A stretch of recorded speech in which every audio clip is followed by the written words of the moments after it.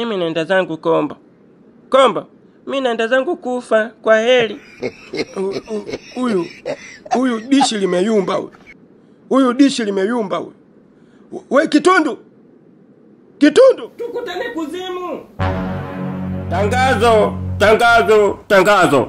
Watu wote mlioko ndani ya mipaka ya falme hii kubwa ya Bokasa, mnakaribishwa jioni ya leo kuja kutazama tukio linalomheshimisha mtukufu mfalme, tukio la kutoa adhabu kwa baba na mwana waliokuwa wanathubutu kuutikisa ufalme wa Bokasa. Mzee Msegena na binti yake Amanda binti Msegena leo hii wananyongwa mbele ya hadhara.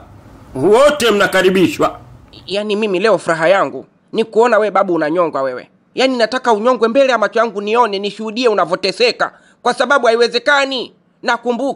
Nakumbuka vizuri. Wewe ndio ulifanya mama yangu akafa na kichaa wewe. Mwenda wazimu, mjinga mkubwa wewe. Leo utanyongwa mbele ya macho yangu.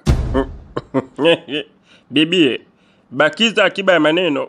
Oho, weka akiba ya maneno. Akiba ya maneno ya kuongea na nani? Niongee na wewe mfu? Wewe ni mfu. Wewe ndio unatakiwa kuweka akiba ya maneno ya kuongea na mizimu yako huko unakokwenda mbele ya safari. Mjinga mtupu. Tayari tangazo lishatangazwa huko. Muda huu mnakwenda kunyongwa. Vinyamkela nyie. Alafu nilitaka nisahau. We dogo wewe. Wewe Mwantumu. Ukitoka hapa wakati unapelekwa kwenye uwanja wa kunyongwa, ukumbuke kuvua hizo nguo. Hizo nguo zina thamani kubwa kuliko wewe mwenyewe. Baba, umeziona dharau hizo? Umeziona dharau hizo baba yangu kweli? Yaani thamani ya mtu inalinganishwa na mavazi. Limbukeni huyu. Achana naye mwanangu. Mizimu yakwe kaya. Hawa watu leo wanakufa. Nataka damu yao ikawe ni kafara kwangu ya kufunika mambo yangu mabaya yote yasijulikane, na kuyafunua mambo yangu mazuri yote yaonekane mbele ya mfalme.